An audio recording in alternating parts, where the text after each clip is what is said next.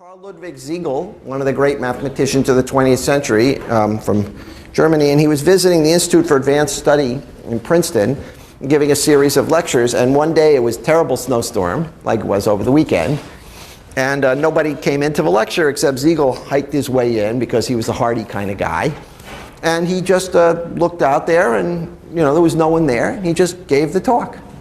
And the next time, people were confused because it was a series of lectures, and he was starting off at a place that was obviously not where he had left off.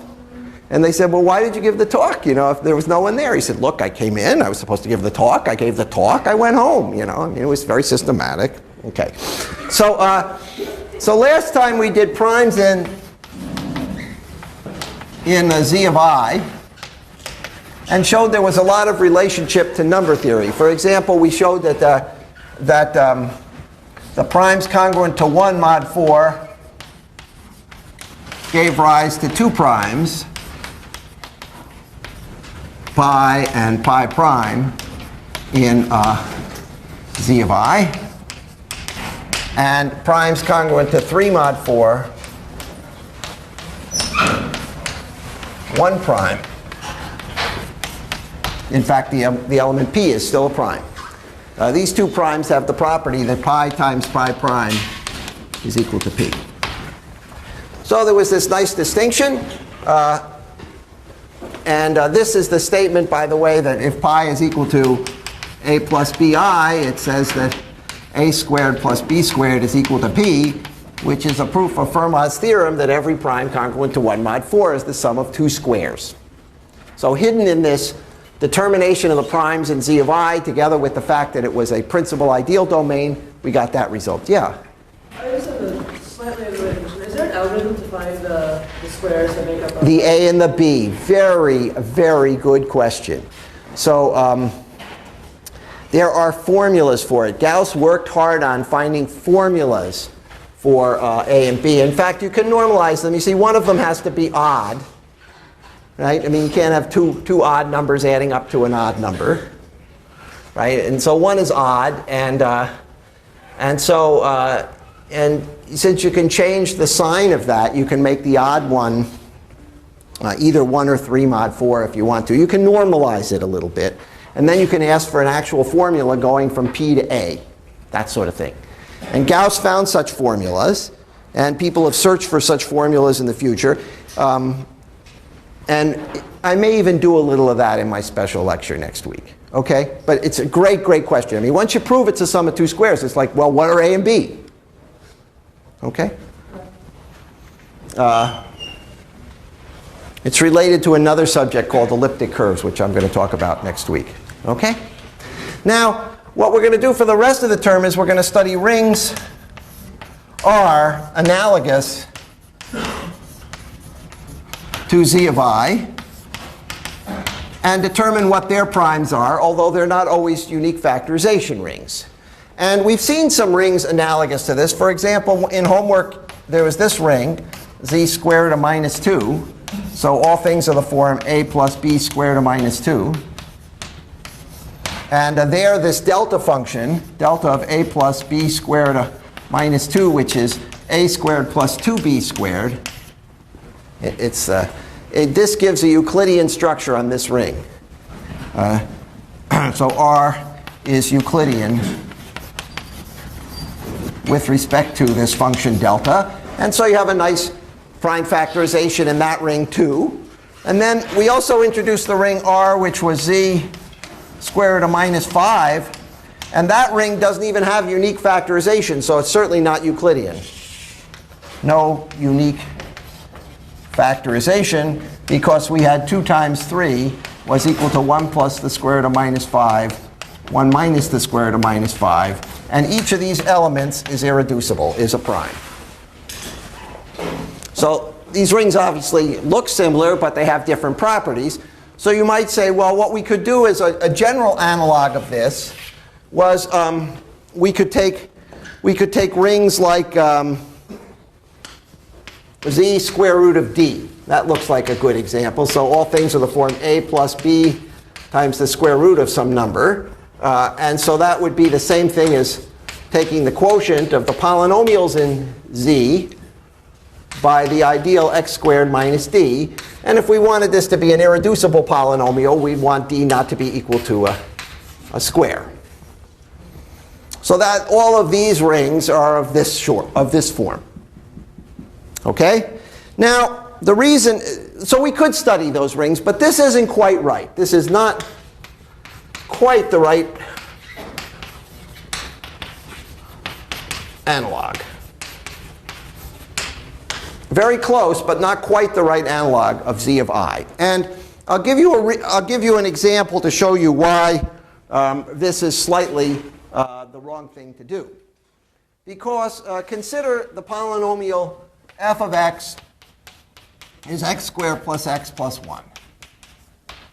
So the roots of that polynomial are alpha by the quadratic formula, minus 1 plus or minus the square root of minus 3 over 2.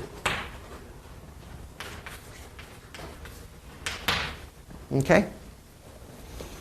Now, if you take the ring R, which is z of x modulo the ideal f of x, this is a monic irreducible polynomial of degree 2. So this ring is z plus z of alpha. It's a free abelian, it has two copies of the integers, z times 1 plus z times alpha, alpha being the root of f of x.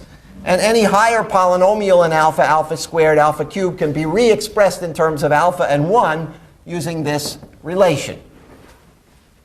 Now, that ring contains the ring z plus z square root of minus 3.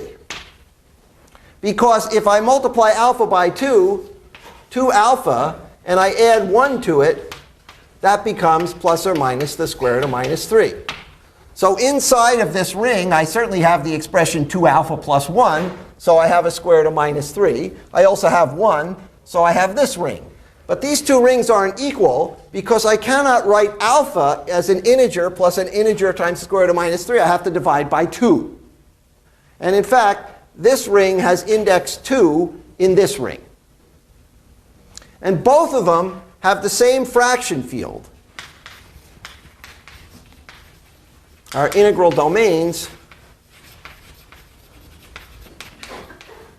with field of fractions q square root of minus 3. The rational numbers adjoin the square root of minus 3.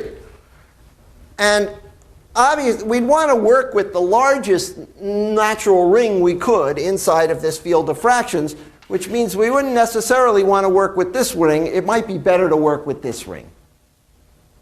Anything that was an ideal for this ring would be an ideal for this, some ideals for this ring would not be stable under multiplication by this ring. So the preference is to always work for the larger ring. Sometimes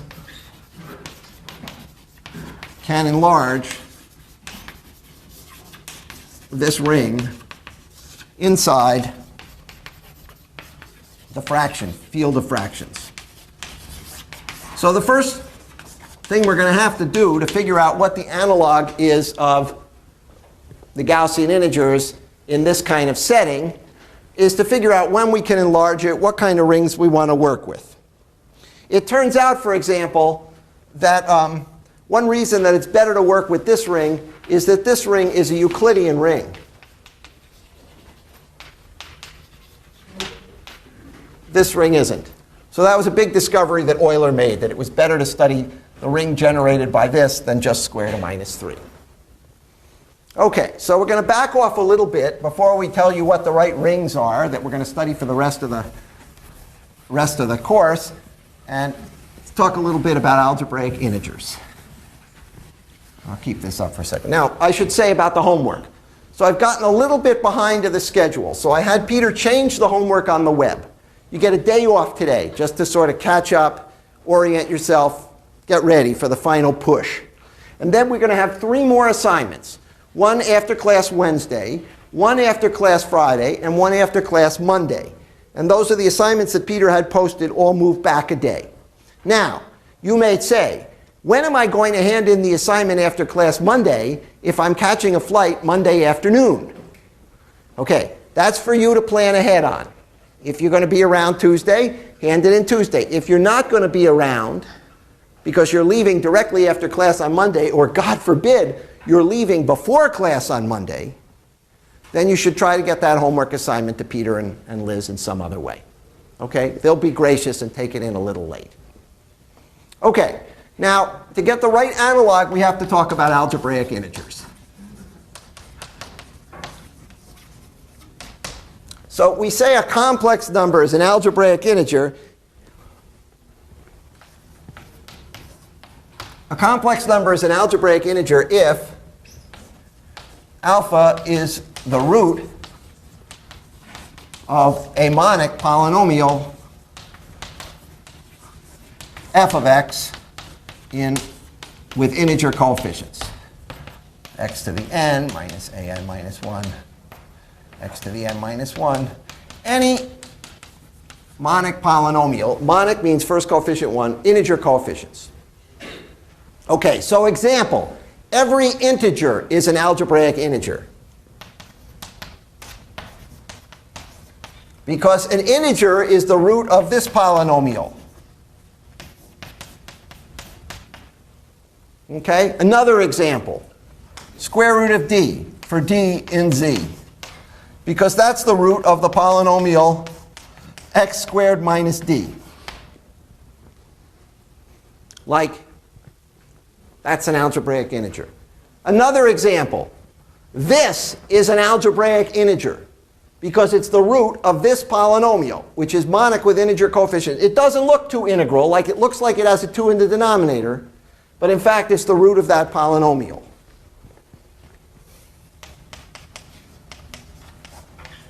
So these are all examples of algebraic integers. Okay? Now, we want to know if an element is a root of a polynomial with rational coefficients, is it an algebraic integer? So that's the first question. Suppose alpha satisfies f of x with rational coefficients. And let's assume that f of x is monic and irreducible. Namely, we find the polynomial of least degree that's satisfied by alpha with rational coefficients. Okay? And the question is alpha an algebraic integer? This will be an important thing for us to decide. Well, certainly if f has integral coefficients, it does it. But I claim that it's if and only if.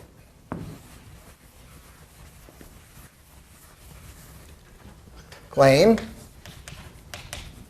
alpha is an algebraic integer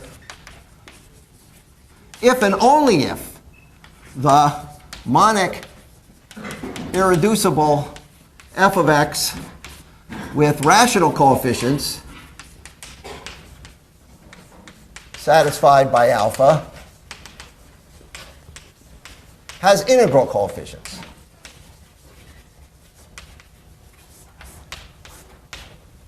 So you might say, well, how do you know that? There could be some other polynomial with integer coefficients that it satisfies. Just because it satisfied that one and that one didn't have integer coefficients, maybe there's some other one. But the answer is there isn't. So for example, this proves, example, 1/2 is not an algebraic integer. Is not an algebraic integer because it satisfies the following polynomial, which is monic and irreducible, right? And that polynomial does not have integer coefficients. In particular, any rational number that's not an integer is not. So, or any alpha which is in the rationals, which is not an integer, is not an algebraic integer. Another example. Alpha equals square root of 2 over 3 is not an algebraic integer. Proof? It satisfies the polynomial x squared minus 2/9 equals 0. And that's an irreducible polynomial, monic, but it doesn't have integer coefficients. So this is really quite good. It tells you things which are algebraic integers. It tells you things that aren't algebraic integers. OK, now we're going to prove the claim. All right, let g of x be the primitive polynomial, or maybe let's call it f0 of x. Polynomial over z with our irreducible f of x being its content times f0 of x. We can write any polynomial uniquely in that way, right? And this is the content. And here is our primitive polynomial with coefficients in the integers. And the content is a rational number. OK? Now, alpha certainly satisfies f0. The problem is that f0 may or may not be monic.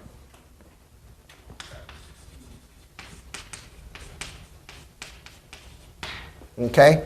I claim that any polynomial that's satisfied by alpha over the integers is a multiple of f0.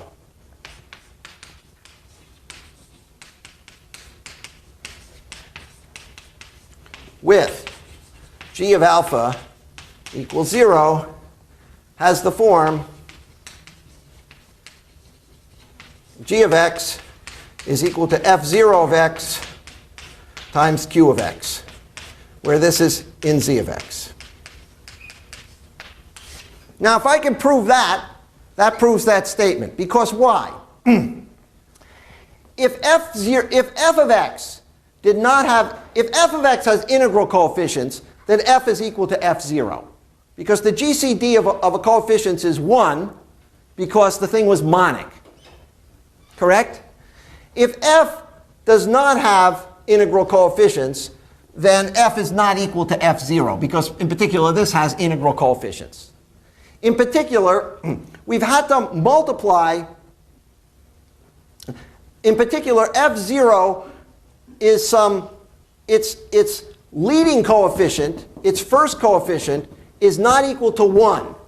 Because f0 is a scalar multiple of f. If f0 were monic, right, it would be equal to f. So if f of x does not have integral coefficients, then f0 of x starts off with some coefficient like 2x to the n, or 7x to the n, or something of that nature. Well, any multiple of f0 would also start off with a first coefficient that was not monic. And consequently, any polynomial that was satisfied by alpha would not be monic, so it would not satisfy this condition. All right, so I claim, so we see that this is true if we can only prove that any polynomial satisfied by alpha is a multiple of this primitive polynomial. Let's prove that. Well, we know, this will always comes from Gauss's lemma. We know that g of x is equal to f0 of x times q of x, where q of x has rational coefficients, as the ideal generated by f, which is the same as the ideal generated by f0, is the full ideal of polynomials in q of x vanishing at alpha. The polynomials in q of x that vanish at alpha form an ideal, and it's generated by the irreducible polynomial satisfied by alpha, which is our f of x. It's an irreducible polynomial, so it's the polynomial of smallest degree satisfied by alpha. So it generates the ideal of all polynomials vanishing at alpha. So since this polynomial has got integer coefficients, it certainly has rational coefficients, it's in that ideal, which means it's a multiple of f0 by some polynomial with rational coefficients. Write this in its primitive form, namely write this as f0 times the content of q, let's call it d, times q0, where this is now primitive. We can do that for any polynomial with rational coefficients. Regroup the terms, so this becomes d times f0 times q0, By Gauss's lemma, this is a primitive polynomial, right? And now we have an expression for g as a content times a primitive polynomial, but g was supposed to have coefficients in the integers, so its content is an integer.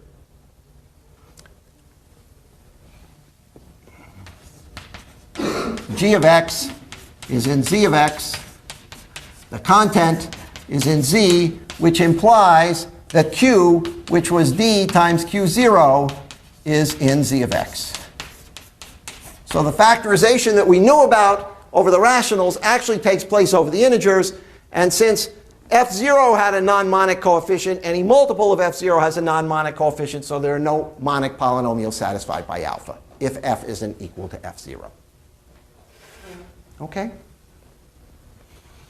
So this is a useful test for something being an algebraic integer. And now we're going to apply this test. And we're going to start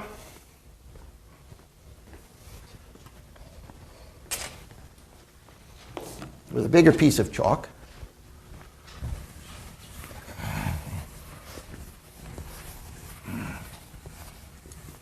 We're going to do an application. We're going to determine all algebraic integers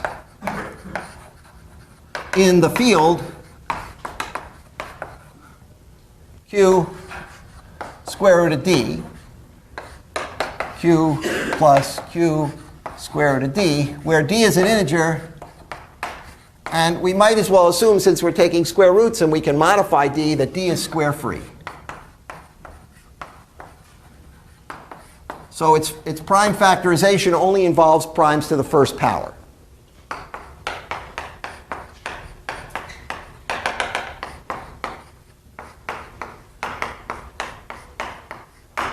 No squares in d. If there are any squares in d, you could just pull them out when you're taking the square root anyhow. So we're going to start with this field, where we take the square root of a non-square.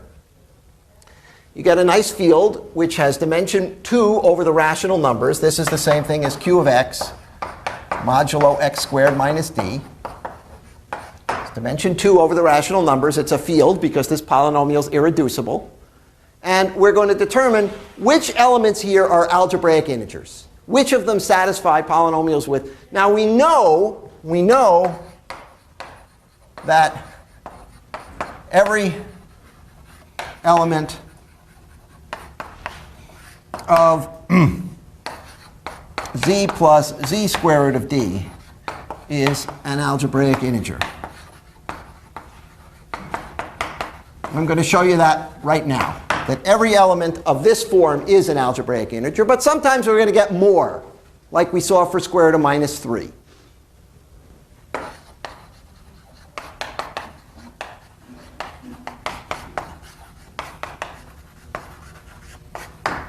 We'll get some surprising algebraic integers that we wouldn't have recognized. All right? So we're going to use this criterion, so I'll keep it up. First of all, why is everything of the form a plus b squared of d, where a and b are integers, an algebraic integer? I have to write down a polynomial it satisfies. A plus b squared root of d, let's call it alpha, satisfies the quadratic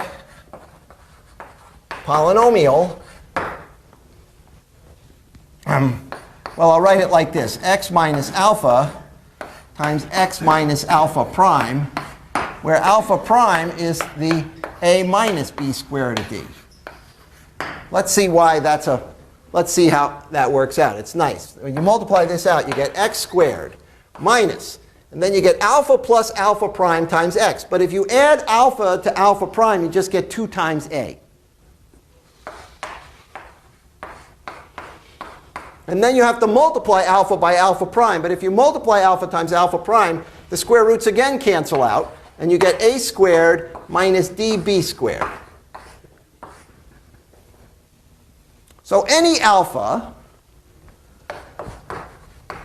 in this field satisfies this quadratic polynomial with rational coefficients.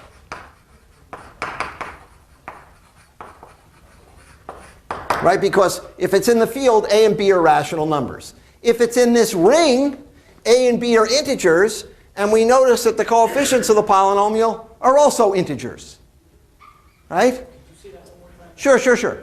Any element alpha, a plus b squared to d, which lies in this field, so it means a and b are rational numbers, satisfies this polynomial, this quadratic polynomial, with rational coefficients, because the coefficients don't have square root of d anymore in it. I've carefully arranged by choosing x minus alpha times. This is a polynomial which you don't think of as over the rational numbers. This is a factorization of the polynomial in that field. But over the rational numbers, you get a quadratic polynomial. It might be irreducible, it might not. But anyhow, it has rational coefficients. Because if a and b are rational, d is an integer, these are certainly rational numbers. So everything satisfies a monic polynomial with rational coefficients. Okay, if it's in here, right, it satisfies a polynomial with integer coefficients. Okay, so if this polynomial is irreducible, and this is irreducible, I should say this is irreducible if b is not equal to 0. Because if b is not equal to 0, this number is not a rational number. Someone has a telephone call. So if b is not equal to 0, we see that this number is going to be an algebraic integer only when 2a is an algebraic integer and this is an integer. Sorry. So for b not equal to 0, alpha is an algebraic integer if and only if you have the two conditions: 2a is an integer and a squared minus d b squared is an integer. If b is equal to 0, then alpha is equal to a is an algebraic integer only when a is an integer, because in that case we have a rational number. If this polynomial isn't irreducible, that means that it has a rational root, and the rational root will be alpha. And so we've seen by the previous argument that the only rational numbers that are algebraic integers are the integers. Now if you think about it, this also works for b equals 0, because it says if b is equal to 0, it says that a squared has to be an integer. Well, the only way a squared can be an integer is if a is an integer. Correct? If you have a prime in the denominator of a and you square it, you still have that prime in the denominator. So we can now erase this condition. We can, or just put it in quotes or something. You don't really need it. So alpha is an algebraic integer in q squared to d if and only if the coefficients of it, this a and b, which are a priori rational numbers, satisfy these two conditions. And that's certainly true if a and b are both integers, but we may get a little bit more that satisfy that condition, and we're going to now find out what does it. Okay, so now we're going to work out when do a and b satisfy these conditions. Remember, alpha is a plus b root d.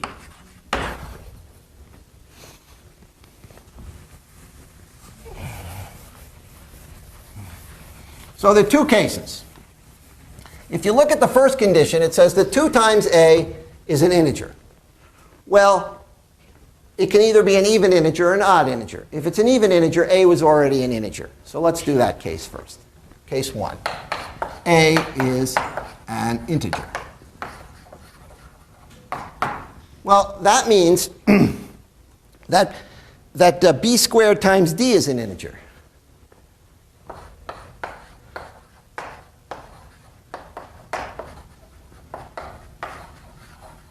Now, I claim that implies that b squared is an integer,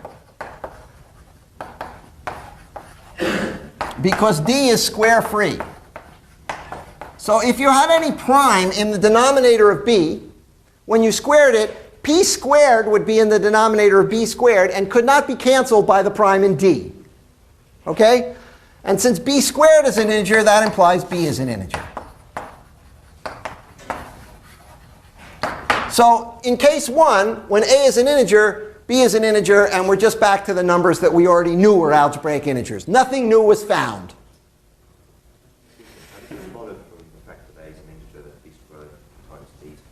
Because this is an integer. Once a is an integer, a squared is an integer. Oh, no, of course, I should have said that. Sorry. Since a squared minus b squared d is an integer, then this is an integer. Okay? We're combining the two conditions. All right, now we're going to do the second one. This is much more amusing.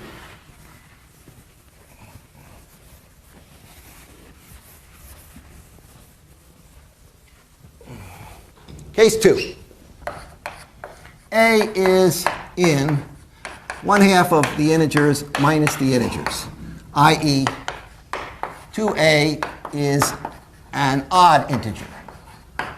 So here a wasn't an integer, but 2 times a was. Okay, so let's write 2 times a is m. Remember, it's odd. So then I get a squared is 1/4 of m squared. Okay? So therefore, 4a squared is an integer. So I find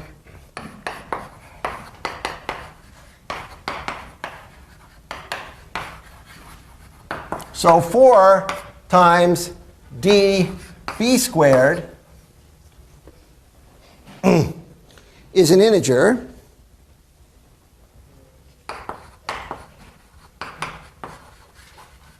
So I can write db squared as 1/4 of n. I think that's the notation I want to do. And I claim that this n is an odd integer.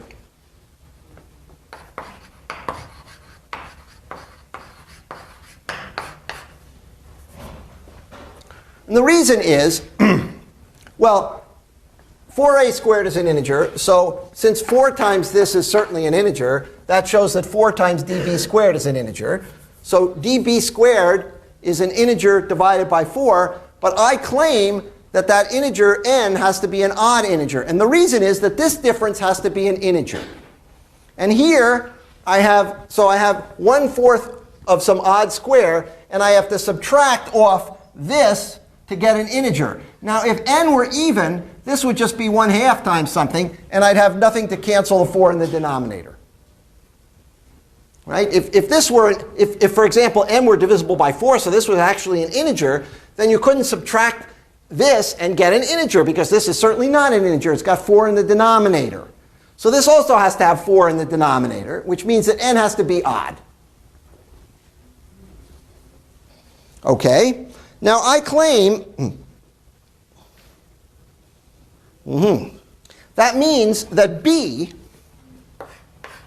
is an integer, but we don't know about b. I claim that means that b squared, b is I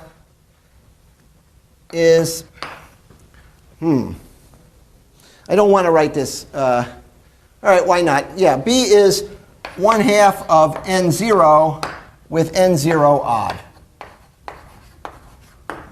integer. See, d is an integer, so the only way this could have a 4 in the denominator is if b had a 2 in the denominator. B squared would then have a 4 in the denominator. B has to have exactly 2 in the denominator. It can't be an integer, and it can't have anything else in the. And so b is of the form 1/2 n0 with n0 an odd integer. We're not done yet. We're not done yet because we still have to check that this thing is an integer. So let's write now down what that looks like. A squared is 1/4 m squared. So a squared minus db squared is 1/4 of m squared minus d times 1/4 of n0 squared. And that has to be an integer. In other words, this is 1/4 of m squared minus d n0 squared must be an integer.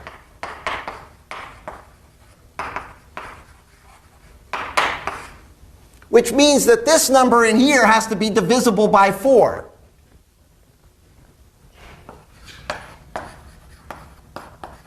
m0 squared, m squared minus d n0 squared, congruent to 0 mod 4. That's our final condition. Now, look at this. This is an odd number, so its square is congruent to 1 mod 4. Same thing with n0.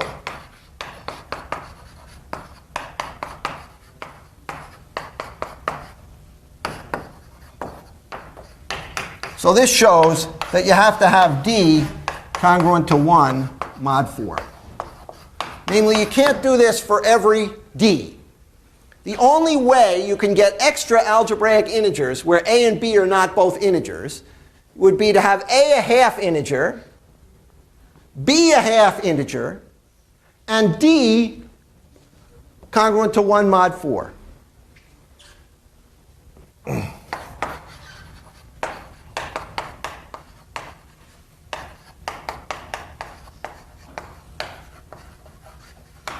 It works. And that's what happened in the case that we looked at, this number minus 1 plus the square root of minus 3 over 2. This is the case where a was minus a half, and b was a half, and d was minus 3. And minus 3 is congruent to 1 mod 4. So if you have all these conditions, and d is 1 mod 4, then you can arrange this to be an integer and this to be an integer without both a and b being integers. So you get extra algebraic integers. All right? So let us regroup and summarize what we've got.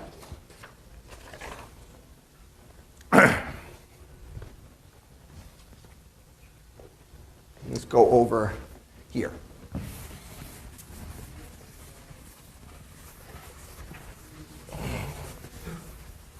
So here's our summary. So d is a square-free integer.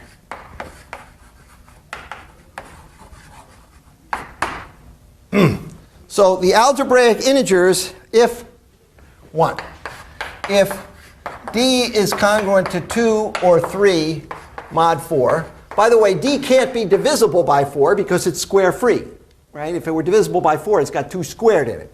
So the remainder after division by 4 is either 1, 2, or 3. If it's 2 or 3 mod 4, then the algebraic integers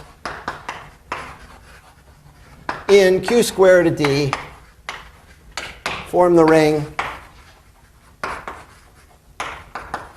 z plus z square root of d. That was simple. 2. If d is congruent to 1 mod 4, the algebraic integers in q squared of d form the larger ring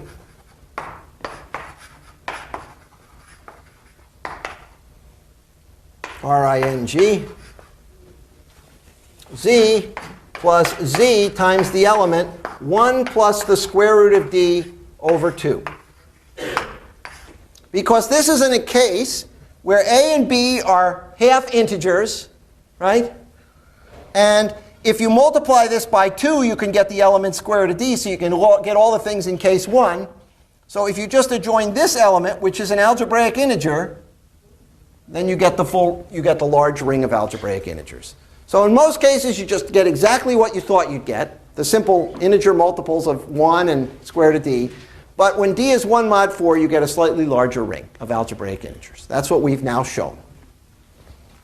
OK, now it turns out that it's best not to index these rings by this square-free integer d.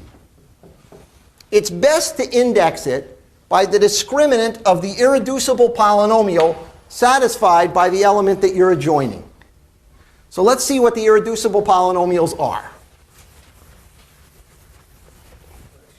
Yes? When you say to index a ring, are you talking about? Well, namely, it looks like we've got a ring now for every square-free integer, right? Which is analogous to the Gaussian integers, which would be the case d is equal to minus 1. Now, for every square-free integer, square root of 2, square root of 7, square root of minus 7, we have now a ring. Sometimes it's the stupid ring, and occasionally we get this larger ring.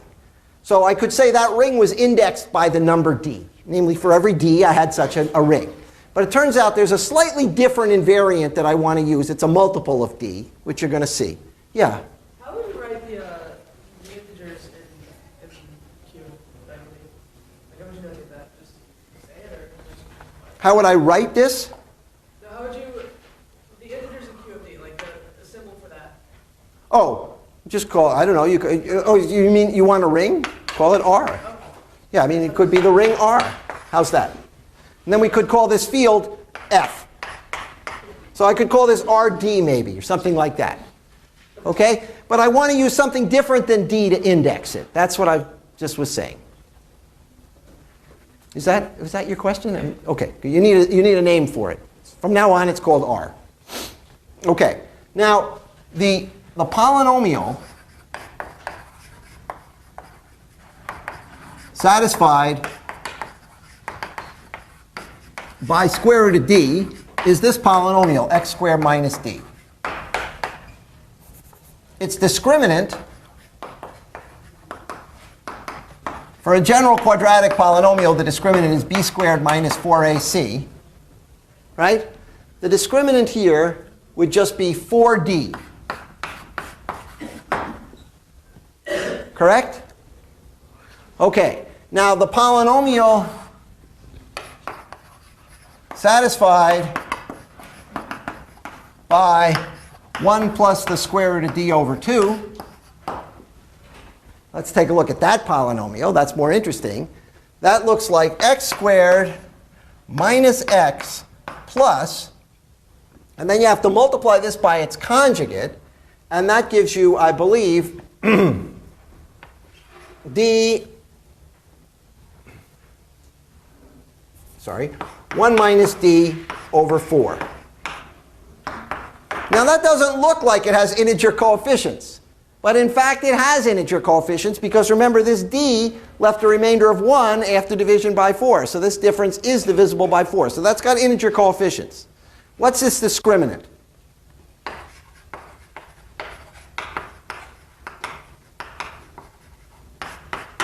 Well, what's its discriminant? Well, you have to take b squared minus 4 times this. So b squared is 1, right? Minus 4 times this, which is 1 minus d. Well, its discriminant just turns out to be d, not 4d. And we're going to use that number to index the ring. So we're going to call this capital D, and we're going to call this capital D. So here the discriminant is 4d. And here the discriminant is just d. And it's this number, it's this integer we're going to use to index these rings. So notice this number is not always square free. But it has the following property. The discriminant has the property, and as again, you have to do this a little bit to realize why it's better to go to this capital D to index things. But D has the following property.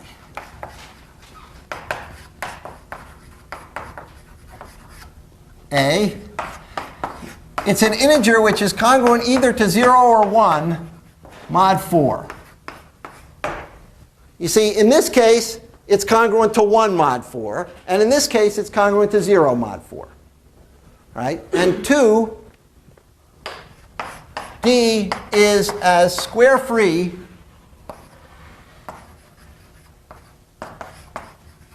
as possible given condition A.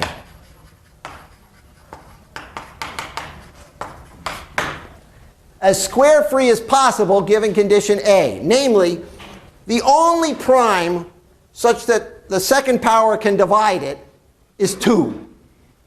And the reason is you have to arrange in the first cases for the discriminant to be divisible by 4. You see, these things aren't divisible by 4. In this case, you'll find the discriminant, the capital D, is divisible by 8. And in this case, you'll find it's exactly divisible by 4. But no other primes can divide the discriminant. And we're going to list these rings according to their discriminants capital D. So I'll give you the examples. So it's very easy to just go through the numbers, which are 0 and 1 mod 4, and see the ones that are as square free possible given this condition A. So if D is less than 0, you say R is an imaginary quadratic ring. And if D is bigger than 0, you say R is a real quadratic ring. And the reason imaginary and real come in is if you're taking the square root of a positive number, then you can do it in the real numbers. And if you're taking the square root of a negative number, you have to use the imaginary numbers. So let me list the D's which are less than 0 that satisfy this condition. -3, -4, -7, -8, -11, -12. Does -12 get listed? Well, it's divisible by 4.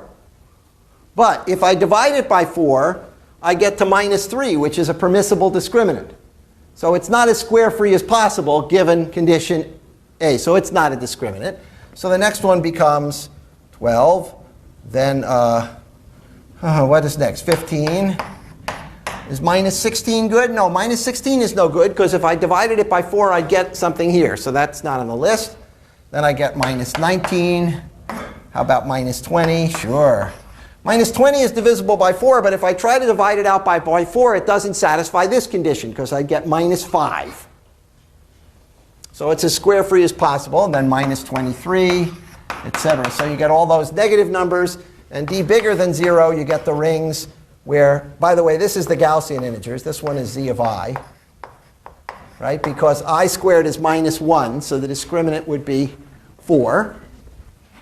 This one is the ring that Euler discovered, that's Z of x modulo x squared plus x plus 1. D greater than 0, the first good discriminant is 5, because 4 doesn't work. 8,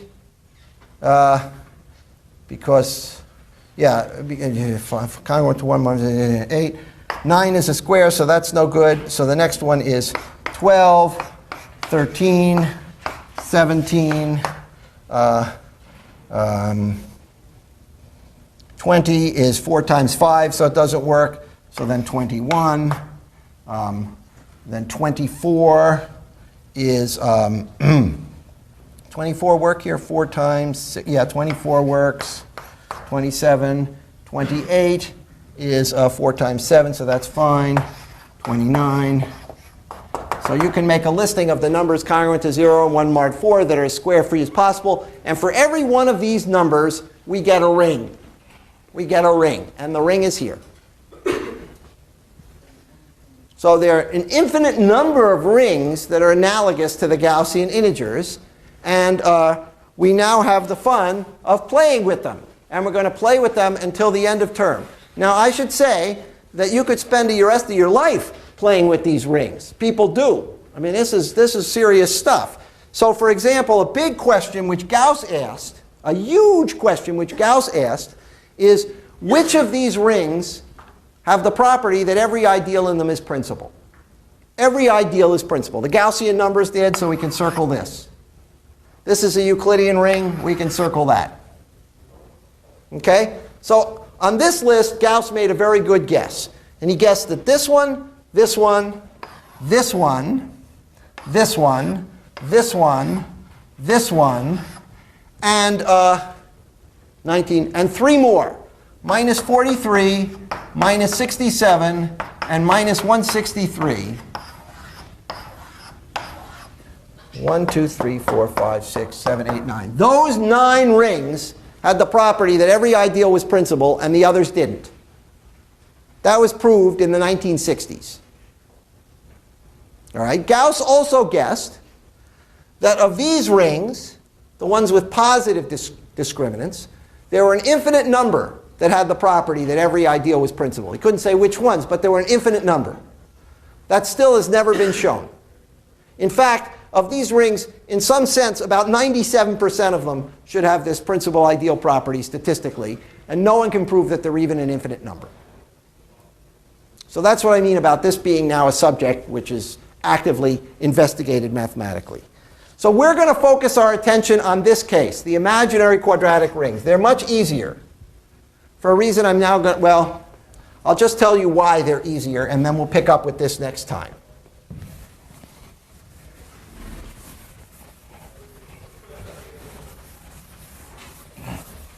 So the first thing you want to know about rings before you start doing ideals and principal ideals and everything is, what is the unit group? What is the unit group? So in the Gaussian numbers, we found the unit group was a finite group of order 4 generated by I.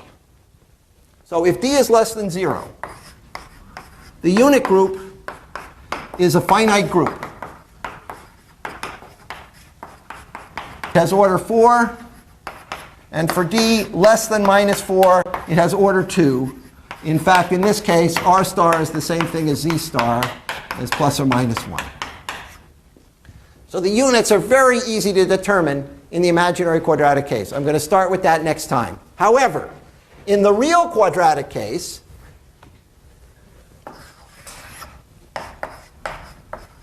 r star is an infinite group. Always. Always. So already the units are a difficult situation to deal with.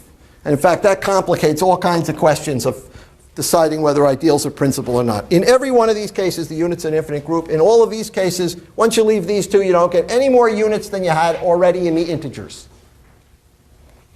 So we'll start with that next time. And the next 3 lectures are going to be an investigation of the ideal theory of these rings of imaginary quadratic integers. Okay? Good.